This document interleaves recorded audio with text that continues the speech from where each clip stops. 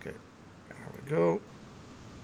Today on the Metal Voice, the one, the only Mr. Matt Barlow, who's got a new album coming out November 9th, I believe. Is that correct? I believe so. You probably got the numbers maybe in front of you. I don't. All right, all It's right. sometime around there, man. I know it's early in November. I'm terrible with numbers, but yeah, I do know it's November in early November, so that's what we're looking for. Yeah, yeah, yeah. So let me just open it up here. Yep, it's November 9th on Road Records. Sergeant Barlow with me today. Well of Souls. That's a new album entitled Well of Souls. This is the second Ashes of Aries album for all you fans out there. So before we get into the new album, I want to talk about it. I really would like you to sort of give everybody a reminder of, your past. I guess with Iced Earth. I mean, how did you start with the band? We won't go too deep into it, but we'll kind of get a quick overview of what happened. So you went Okay. with got into the band, I would say about 92, maybe I'm right or wrong. A little bit after '92. It was I can't remember exactly. I think '94, maybe something in there. So it was, or no, maybe yeah, no, no, '93, '94, something. A little bit of a courtship there. I was the looking to be the third vocalist in Iced Earth, so there was a little bit of a hesitancy for John to just grab somebody, based on talents or whatever, or just more personality was a big thing for John. So it was kind of a long courtship there with the band, just seeing how I was, and we were, working on music. John wasn't in no big rush to get another record out because he was having some issues with Century Media at the time. Yeah, Uh, yeah. or that's probably pretty well known. One of the reasons why he's not a huge fan of Burn Offerings, but the music was cool, and it was different, and a lot of that angst kind of comes out in it. But anyway, so long story short, I get the gig. We do the record. The initial of that record, it's like one of those things. It's like it seems like it was. It's really well liked by diehard fans. Some of people think it's like one of the darker records, which it is for sure. But for us, it was like we did the record, did a small tour on it, and then we were done. And then came back and started working on the Dark Saga. Pretty much. I mean, John kind of got inspired by the Spawn story, and really, I mean, just seemed like that record just like cranked out, man. Like so, really, really quick. Yeah, yeah, Um, yeah. he was really inspired by it. Really, things at that point were better with the record label. They were a little bit more willing to push things. They, kind of renegotiated the contract and whatnot. So it was good. It was all positive, and then Dark Saga is the the product of that kind of positivity. So you can sort of see a big jump between Burn Offerings and Dark Saga where that's concerned. So that was good, and I think that was '96. We Oh, yeah. did we did something in '97 in between that, with Days of Purgatory record. It was basically a re-release, kind of re-recording of some of the old stuff. We did do a really nice tour on Dark Saga. I'll kind of go back on that. We were able to do some festivals and things like that, which were really cool, and really kind of helped reestablish the band in Europe and whatnot. And we also I think we did some minor touring in the U.S. with that record as well. Okay. Then Days of Purgatory, I think, is '97, kind of a double record and whatnot, and that was cool. Kind of allowed me to put my spin on some of the older songs. And then, of course, '98 was Something Wicked, and this was another really great push for us because it kind of introduced the character, John's character, Seta Bomine, and some really cool songs on that record. And so that was yeah, so that was '98. We did ended up doing Alive in Athens shortly after that. The Horror Show, which is still one of my favorite records. I think it's a really cool record. Um, and that's kind of it. After that, after Horror Show, that was after post 9/11. and kind of everybody started taking a different look at the world, myself included. And I decided, I told John that I was, looking into some different options for my life, because it was I was in my 30s, and some options would be running out for me, include one of which included law enforcement and doing something in law enforcement. So I was taking some classes and things like that online. John, I obviously let John know that, but I did sign on to do the next record, which was the Glorious Burden. But after I had recorded, pretty much all that record, John decided it wasn't working out, and so I was let go, and Tim came in and took over. So that's where that is. I shortly thereafter, about 6 months actually after I was released from Iced Earth, I was in the police academy. So then, the rest with that is kind of history. I've been in law enforcement now for 15 years, if you can believe that. It You're seems sergeant like now, correct? You're a sergeant? I am, yeah. Cool, cool, very cool. Matt, when you look back from Burnt Offerings all the way to, let's say, the horror show, even the Crucible of Man, which album for you stands out the most as, wow, man, that's a great piece of work that I did, and I'm really proud of. They all have certain things, man. There are certain songs that are just like, really standouts for me. Obviously, I'm always going to have a soft spot for Burn Offerings, just because it was my first professional record. But there were points that I listened to it too and go, man, I wish I had done something a little bit differently there. Just because I was really kind of feeling out my own instrument at that point. I had done some demo stuff, but I didn't do any professional recordings, and I didn't really know how to translate. And that's the one thing sometimes people don't understand. There's a kind of a difference between translating live performance type stuff into a recorded type thing, and different ways that you can deliver things to make things sound cooler. And that's something that I've learned, along the line, along the way here, is how to do that. That being said, Burn Offerings obviously is a very special record, but I think overall, probably the most well loved, and by me too, is Something Wicked. It's just got a lot of great elements. It's got a lot of elements that you see in like Dark Saga, which was very catchy. When John was writing his stuff, he had very catchy melodies in mind, and it was telling that story. But it's got elements of that, but then it's got some darker elements too that you might find in Burn Offerings. It's got that some horror elements to it, and things like that that you might find in horror shows. So I just think it's that overall well-rounded record. Something Wicked is definitely got to be that. And I guess before we get into your new album, I know that John Schaefer, your brother-in-laws, right? Correct. You're married to his sister. What's your relationship like today? Do you guys see each other on Thanksgiving? Do you still hang out? Do you ever jam together? What's it like, your relationship, personal No, and? well, we live in different parts of the country, so it's kind of hard to hang out and stuff. But we are cool. We understand each other, I think, and that's something that comes with time and age and all that other good stuff. Obviously there was some hurt feelings and whatnot, in the early stages, but in the end we understand that everything has to happen for a reason, and that's just the way it goes, man. I there were certain things that I wanted to do in my life, and start a family, and actually have my family around me.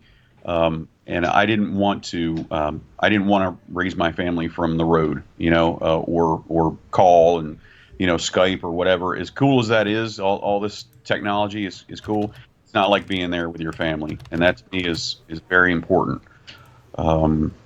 And so with that, it's just I'm so better off now, in my life with my career, which I feel is very fulfilling. I'm able to be home with my wife and my kids, and raise my family. All that's extremely important to me. But I'm still afforded the ability to write and record music and tour occasionally. Hmm. It's not something that I'm doing as a part of my livelihood. And so many bands out there are busting their butts right now because the industry has changed so much.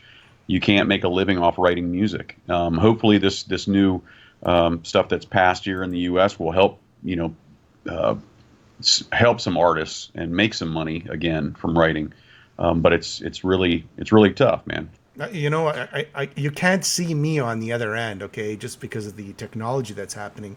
But I'm holding up every single album you had as you were talking about them, and I agree with you, man. It's up to the fans to go out there and purchase, support the artist because, it's just not easy for anyone. I want to talk about John Schaefer. I mean, something new in the media, and you might have already spoke about this, but I'm not sure. He wants to re-record the first, I don't know, 5 or 6 albums from Right. Iced Earth. How does that make you feel? I mean, I love Stu Block. Don't get me Yeah. wrong. I love John. I love Iced Earth with your era, with Ripper, with Stu. I just love everything about Iced Earth. I'm a fan. Right. But how does it make you feel? Like your vocals will be removed? Will you be getting your cut now? Or are you losing your playing rights to this? How Yeah. does that make you feel? As far as my cut, whatever I contributed to the writing of the songs, I'll still get. So I mean, yeah, I mean, to from that aspect, from the financial aspect, if people want to buy the records again, that's great for me. I mean, financially, because it's still I still get writing credit for it. But you lose your But performance rights. well, it's a little different. I mean, basically, I signed away my performance rights. I never got I got paid for my performance, Okay. but the writing is where I would get paid. And that's where I don't have a problem with it, man, because if those guys are getting paid for redoing the records, it doesn't hurt my feelings at all. Okay. Okay. It's just and those other records will always be out there. There will be versions of it, hopefully that people can buy, if they so choose. If they want both copies or whatever, then that's fantastic. I don't. Yeah, no, there's no hard feelings with that, man. That would just be an ego thing, if anything. And I can't really say that I've got that. That's not part of who I am. So, I just think it is again. It's so hard for musicians to make a living, and if these guys are musicians that are trying to make a living doing it, then and they are. John is, and John has made his living with music. That's So I very can't. that's very big of you. That's very big of you. I mean, a lot of people would take it as, man, you're erasing history, right? This is like, but I get it. I know why John's doing it. I get it 100%. He just doesn't get anything from it. I mean, from the old copies, right? There's very little money that he Right. gets, and I get it. I Right. know why he wants to do it. It's not a shot to anyone. Right. Yeah. Yeah, and that's it, man. And, if he can make some more money to keep Iced Earth going, then more power to him, man. That's just the way I see it. It is his livelihood, and it's his company. Above all things, he's had to use record companies to keep that going. But at the end of the day, it is his company, and he's trying to. Sorry about that. I had to adjust Sure. that. Sure. Um, um, he's got to keep it going, man. If everybody wants him to keep it going, then they gotta understand that that's what he's got to do. So no, I mean, I'm not offended at all, and Okay. I don't know, I like as I hope that Gene wasn't offended when I redid the vocals on Days Yes, of it's War. true. It's true. It's a good What I mean? point.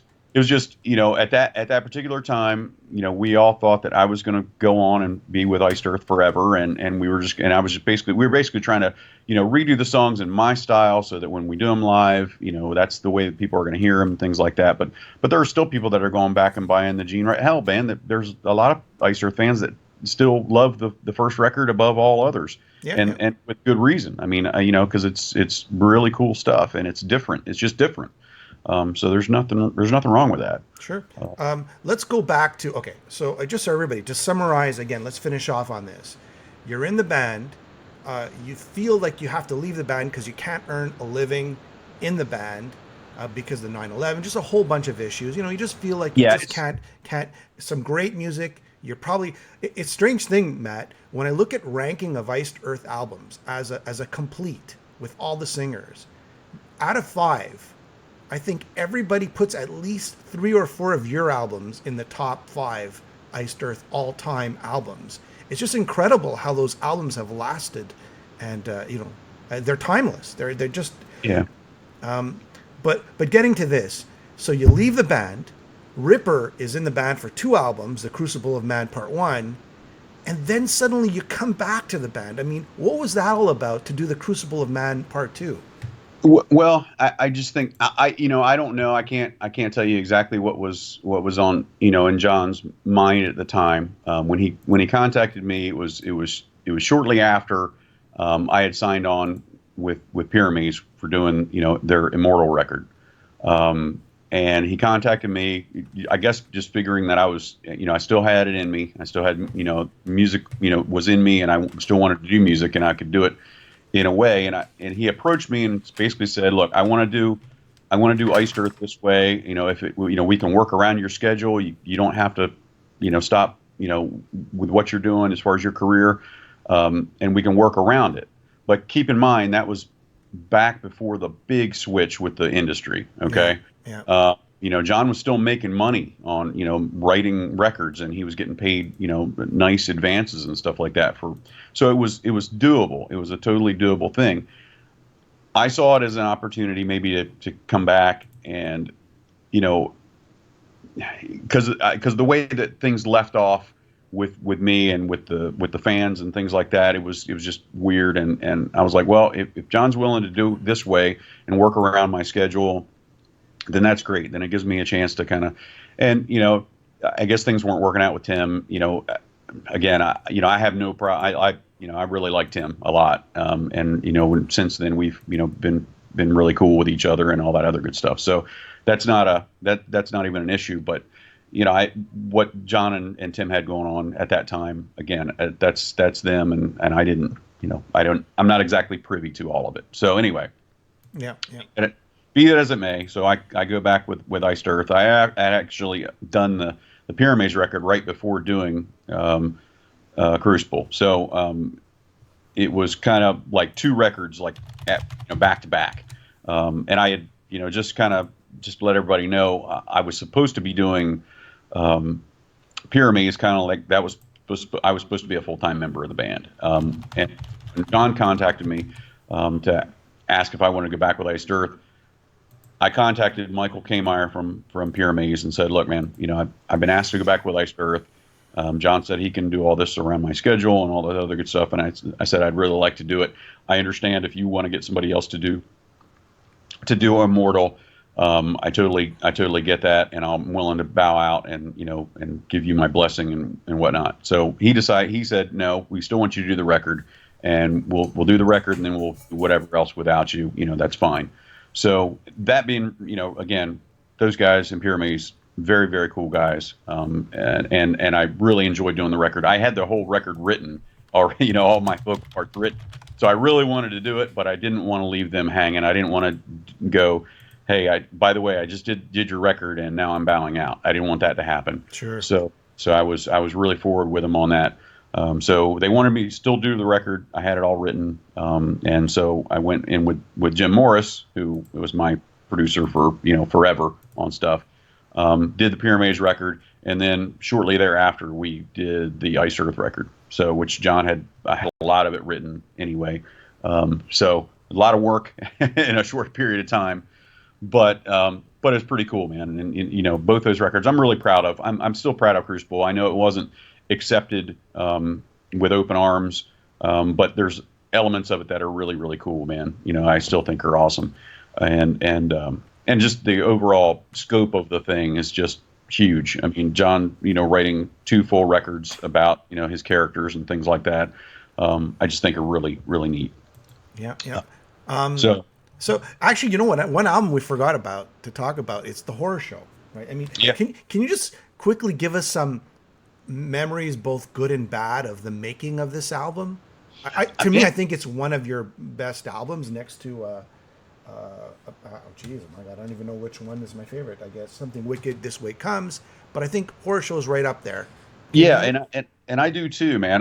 It's weird because it's a really cool thing. It's one of the first records that I was actually able to do like really deep pre-production because John, I think that was the first record that John actually had, and I may be wrong in this, but he had a Pro Tools rig set up, and we could do pre-production in his home studio, and I was so I basically got to do all the songs and really work on them and tweak them and kind of put my own I'm not gonna say put my own spin on. There were certainly other songs that I've done that I've written and things like that, but these I was really able to be meticulous and do really cool things in my opinion. Like for instance, just kind of sticks out in my mind.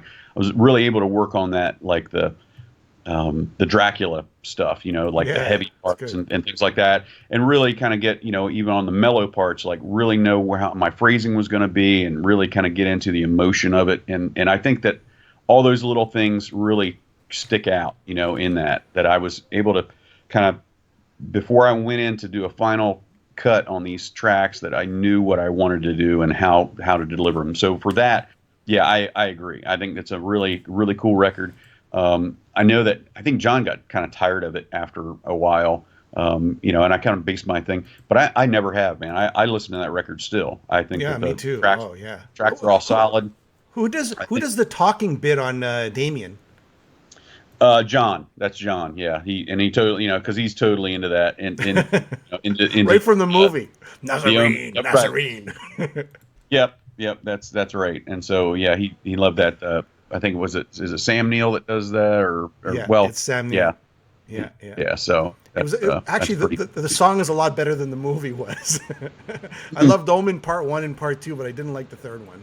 Yeah, no, man. I mean, yeah, no, the final conflict was cool though, man. I think it was a necessary thing, and I think that that Sam Neill, like, he played that part really well, just the whole thing. Even maybe the movie wasn't as like creepy as one and two. No, it wasn't as creepy. No way, One man.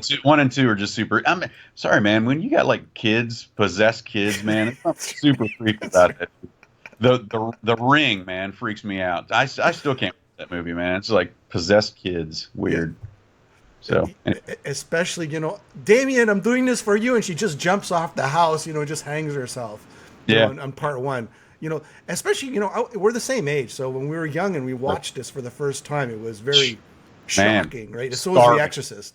scarring is the word you're looking. That's right. That's right. So when I listen to Iced Earth's version of the movie, it's just, it brings you back. It just brings you Yeah, back. and again, man, that's why I don't, I listen to that, like you said, like Damien, man. I listen to that and I go, man, he was in a dark place, man. Yeah, yeah. When he was right, because even just like the bass line, especially in that song, is like really just kind of creepy, and but yeah, we had fun, man. I thought it was really cool. I I think think so too. I still think it's a solid record, man. After all these years.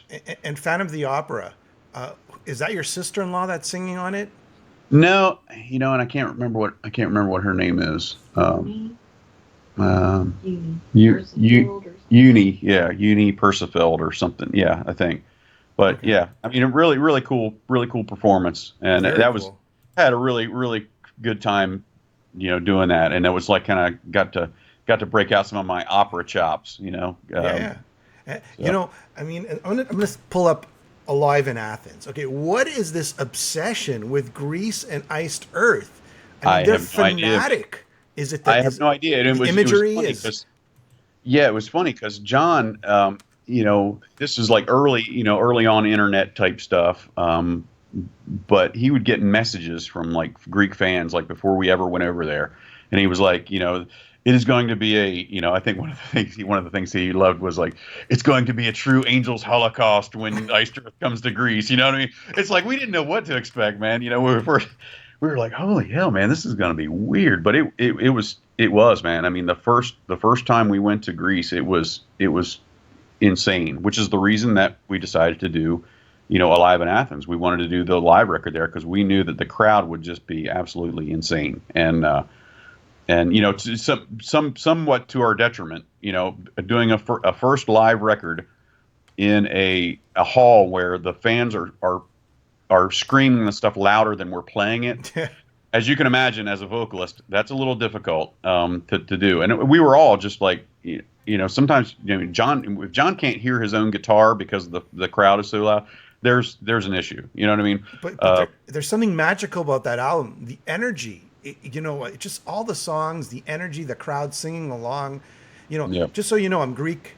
I just don't let K fool you, but I'm actually Greek background, and all my Greek friends, they just go absolutely nuts over Iced Earth, and I think there's something to do with the imagery, the voice, that the songs themselves. They connect. It's just mind blowing how it connects. Yep, it is pretty damn cool, man. It's very, very cool. Don't know how to describe it any other way than that. It's just it's kind of mind blowing. We first got when we first the first time we drove up there in a bus up to I think it was the Rodown in Athens. That's where we recorded the first one. But I think the first trip we made there, it was just nuts, man. We're trying to get off the bus and people are just like mobbing us, and we're having to we're signing everything as we're kind of going through to the door, and it was like our Beatles moment, So There you go. yeah, we had people actually waiting for us when we got off the plane in Greece. So I think our first show was in Thessaloniki, and they were waiting for us at the airport there. So that was totally a trip. People were like had signs and stuff. Iced Earth, and just so yeah, it was a trip, man. You know what? Let's just say Greeks have good taste in metal music. Let's just leave it at that. Okay. Absolutely. All right. So now we're fast forwarding. Okay. Now, you're working in the police force. You've started your new band, and I'm holding up, you can't see this, the first Ashes of Ares album. Right. So personally, I think this is a fantastic album. I loved it. Even when I first heard it to today, I still listen to it.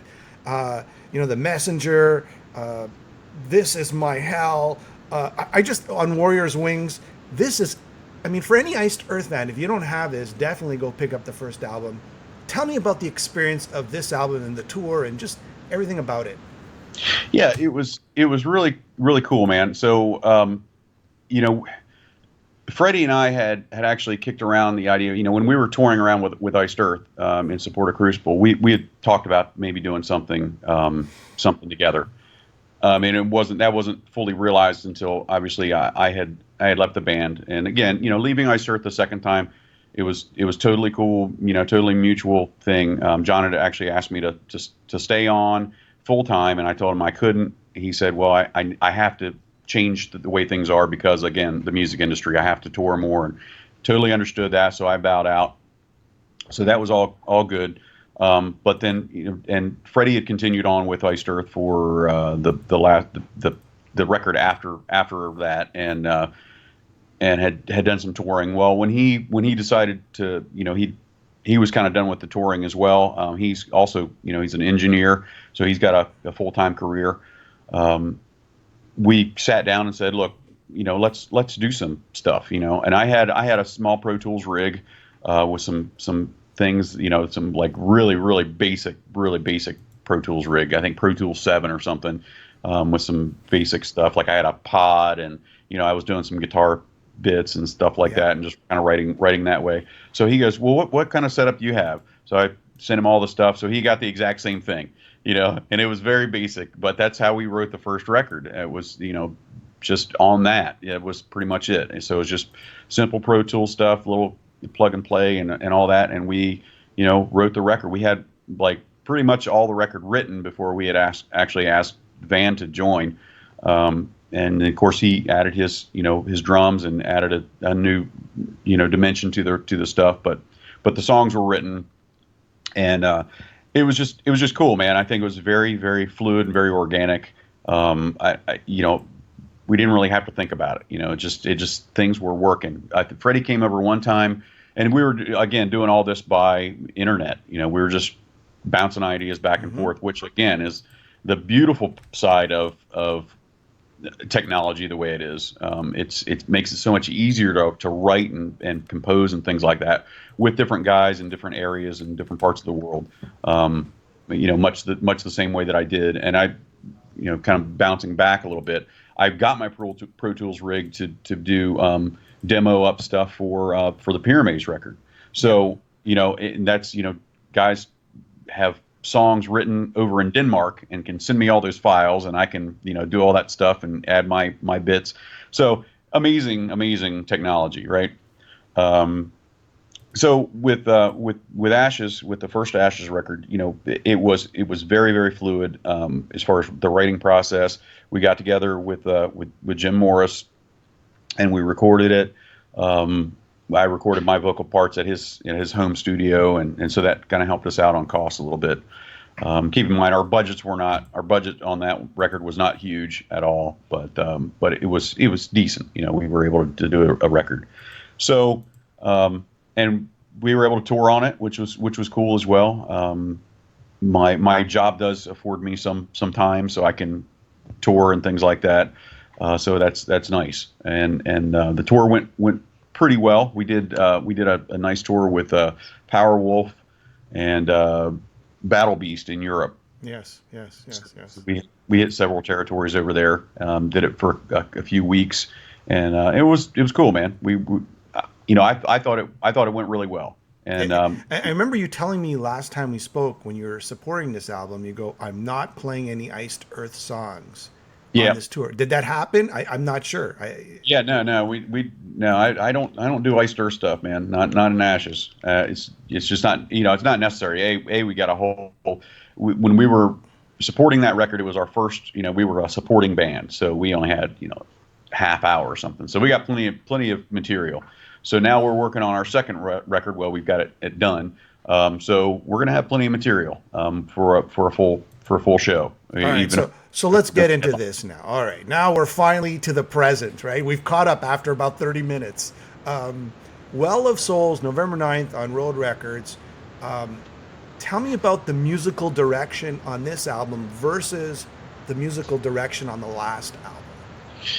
Yeah, it is a bit different for sure. We had some ideas were kind of established throughout several songs. So we actually have a trilogy type set up with this, and Well of Souls is part of that. It's kind of a concept within that idea and within that storyline. So without giving too much away, I'd sort of like people to listen to it and interpret it and see what they think. But it's kind of that in a kind of a big picture aspect of it. It's our connection as living beings with our living Earth or our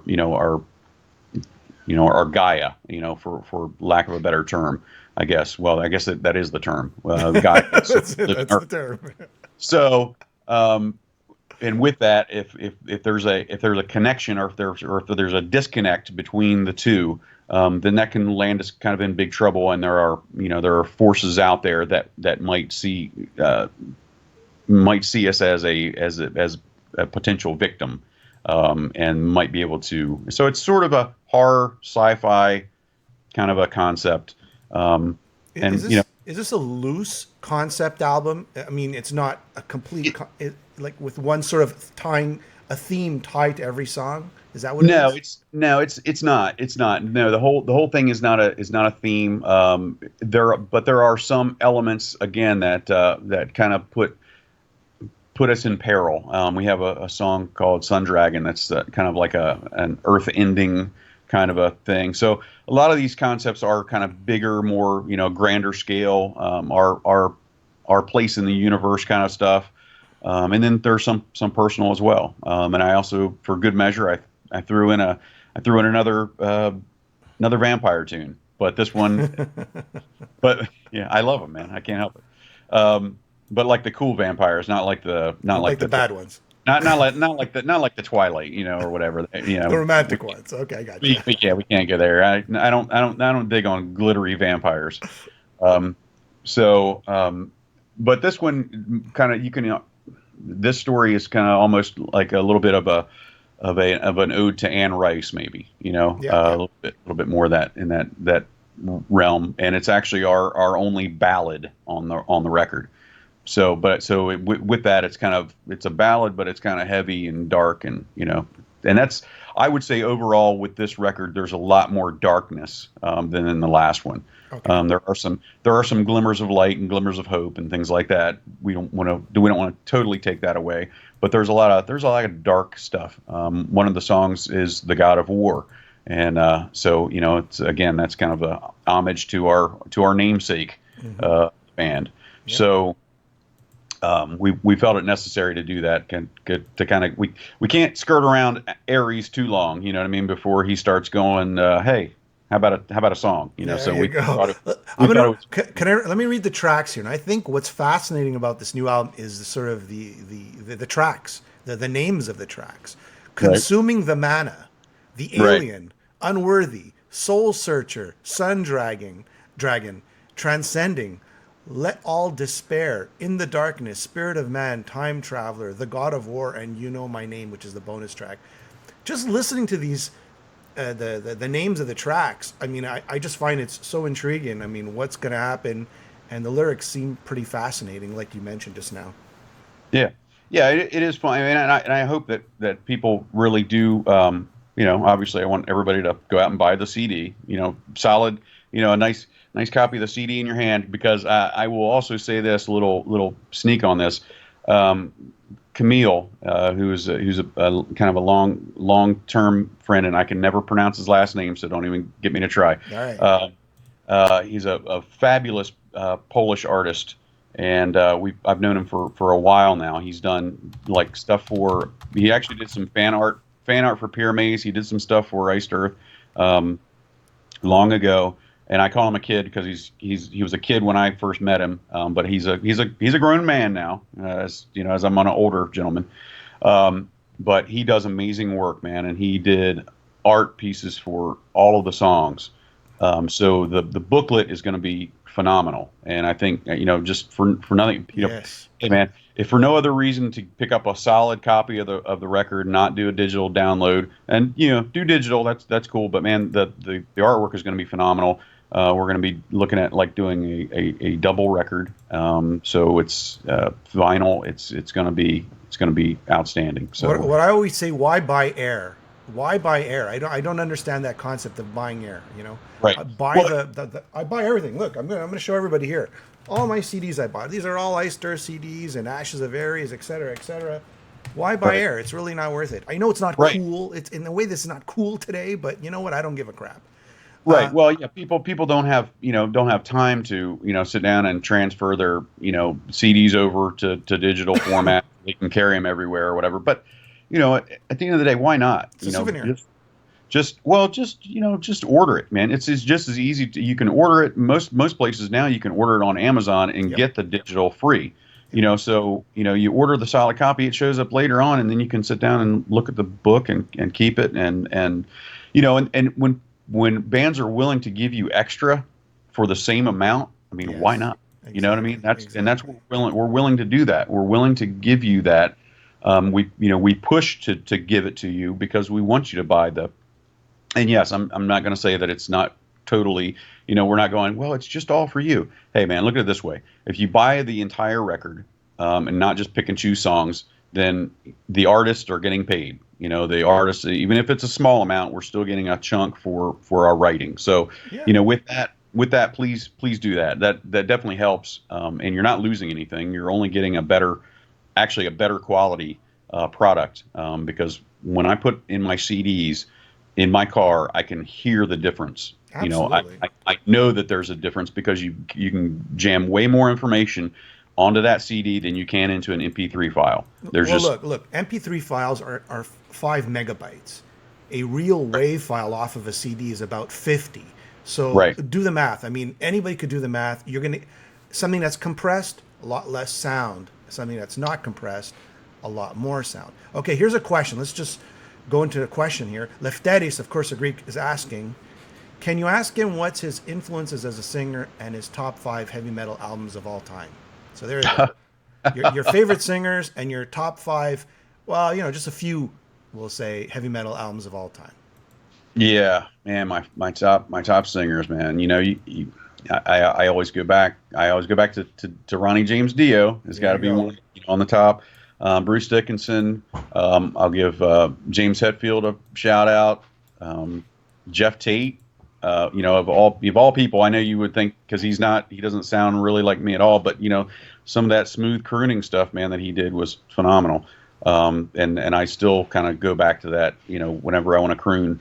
Um, Man, Russ Anderson, I mean, Forbidden. I mean, again, still he was one of those guys that to me bridged that gap between thrash metal and like, power metal kind of a thing. So if there's any Forbidden fans out there, you know what I'm talking about. Yeah, yeah. Um, so, Your now man, now now your favorite overall heavy metal albums. heavy metal It's top tough. favorite. I mean, there's so many, right? I mean, just the It is. artist alone you just mentioned are their albums, right? Correct. Yeah, man. So, going again, if I'm just talking about, pure performance from those vocalists that I just talked about, like Heaven and Hell, Metallica brought the Black Record, uh, Operation Mindcrime. Yeah. Uh, who else am I talking about here? Um, Number of the Beast. And then like Twisted into Form. I mean, just like kind of bouncing off those vocalists and relating them to a record that inspired. So yeah. So Yeah, yeah. all those are great. Tell me again. I'm going to touch on this question again because I'm an Iced Earth fan. I'm a Matt Barlow fan, but like maybe an encore song, play a song, in your set, an Iced Earth track. Like, what's the thinking behind not playing any Iced Earth songs? I Your you logic. know I don't know, man. I just to me it's a couple things. It's a I don't really want to disrespect John by playing his songs. Um, But you made in them. my But I mean, in you my made them set. big. I mean, the vocals is like a huge part of this. Yeah, I know, man, but I think it's just a kind of personal thing. There's that. There's also the hey, this is our show. It's not an Ice Earth show. Sure. It's an Ashes show. So it's also a respect to Freddie and his writing and that I don't know. There's just a couple things. I just think that of all the other bands. I mean, there's like lots of other bands that we could do a cover tune of or something like that or an encore or something like that I think people would like as well. There would be nothing wrong with that and I know I Yeah. wasn't a part of those other bands, but we could maybe break out some Iron Maiden or something like that and everybody would still be cool with that. So I don't know, man. It's just one of those things. I just I got to ask this question. You know what I mean? I just had to ask. no, I get it. I get it. And I don't exactly know where my head is with that thinking, but maybe I'm wrong. The way I feel about it, I just like, well, I don't want to disrespect John and I don't want to disrespect Freddie. You know what I mean? By But you're going, hey, not. You're let's do it. honoring your career. I mean, let me tell you Yeah, something. And again, I'm not going to pry on this, and I'll let it go after this. I'm a huge Matt Barlow fan. I'm a huge fan of your work. I love your Ashes of Aries. But my God, I'd go wild if you were playing, some of the classics off the older Iced Earth. But again, I leave it at that. I don't want to. I don't want to yeah, push this issue. yeah. No, well, and I appreciate that, man, and I get that, and but I hope everybody kind of gets my feeling on it. It really is a just a respect thing. It's not a disrespect thing at all. It's not like no, I'm not going to play Iced Earth. I'm done with that. That's not it at all. I mean, obviously, I got up on stage with those guys recently and did Yes. did a Yes. song. So I think it's just really more about honoring and respecting my friends and my bandmates and things like that, and it's Okay. just what I mean. Yeah, here, So here. What was that experience like? I mean, getting on stage after so many years with Stu. With Stu, I've met Stu, I've met John. So these guys are great people. I mean, yeah. what was it like getting on stage with them after so many years? What did you feel? No, it was cool, man. It was really nice because they played over here in Baltimore, which is like less than 2 hours away from where I live. So I was able to take my family over there. My boys had never really seen me play or be involved in an actual live situation. They've seen videos and things like that, obviously, but so I thought it was cool, man. It was fun to perform for them and things like that, and it was a really cool a really cool experience. The fans were hip, and it was a great little venue, and it was just neat, man. So it was really a lot of fun. All right. So, what do you want to add? Anything for the fans? Any news? The tour dates? Dropping a single? Dropping a video? What do you want to say to everyone? Yeah, well, we are gonna do some. I don't want to again give away too Yeah, that's much. fine. We are working on. I think the record company is going to do a lyric video. I think they're going to release first. We're looking on having a video released. We got to get in there and do it fairly quickly, actually, which we got to set up to do videos. But we're looking to do a couple of videos and things like that, and kind of release them with the record or prior to the record. Kind of one of those things. You know how record companies like to stagger things, and I get that. I don't know exactly how that works, but they've got the numbers figured out as far as like, hey, when do we release a video, and it pushes the record so far, and that's all math. It's all about pre-ordering. That's what Right. it comes down to today. About That's pre-ordering. it's some kind of fuzzy math that I just don't know about. But yeah, I guess the pre-ordering stuff is cool. So we're gonna do a couple of videos, and that should be fun, man. I've only ever done like one video in my life, other outside of live stuff, but Yeah. it is fun. It's a cool process, and I like the folks that we're going to be working with. So they're the ones that it's my Good Eye Productions, and David Brodsky. He did the last video for us. So he's a lot of fun to work with, and really cool guy. So All right, so there you have it. I guess the pre-order is up now. Well of Souls, November 9th. Thank you for being on the show, Matt. A true pleasure. Thank you for picking up some shirts, the Metal Voice Yeah, shirts. man. That was really cool, man. And sending those pics. I just thought about it, man. I should have worn the shirt, man. No, I it's should have okay. It's all right. It would look kind of odd, I don't want to put you on the spot. No, it's all good, man. It's all good. I will be out wearing it though, because great shirt, man. And hopefully you're getting those sold, and people buy them because Well, they are. here's the thing. I'm not wearing my shirt because I sold out of the shirts, and you know what happens when you start promoting something that you don't have any stock of. As I'm waiting for my next shipment, people That's start right. asking, and then you're creating a demand that you can't fulfill, and it just it creates confusion. So I kind of like it's cool. We didn't wear it. We'll wear it next time when we do an interview. Hopefully you'll come Yep. to Canada. I'm not sure. What's your tour plans? Leave us with that. Yeah, we don't really we don't have any tour plans at the moment. So we'll see how that works out. We'd obviously like to do something. And I'd love to come up to Canada. Now, I've been to Canada in winter, so I cannot guarantee that we're going to be up there in winter, man. Yeah. Well, I don't blame you. It's so freaking cold, man. It's the coldest place I've ever been on Earth. But hopefully, man, maybe spring or something. That would be great. I mean, that would be phenomenal. Did you ever play with Iced Earth? Sorry.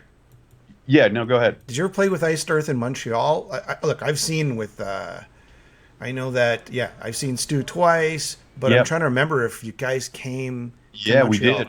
I'm pretty sure on something Wicked tour, man. I think there's a place in Montreal that's I can't remember the name of the club, man, but it's like got several levels. It's like 2 or 3 levels, and it's like a tall stage, but you can like look right down on it. I can't remember what that Might have is, been the man. Spectrum. Okay, yeah. Maybe so.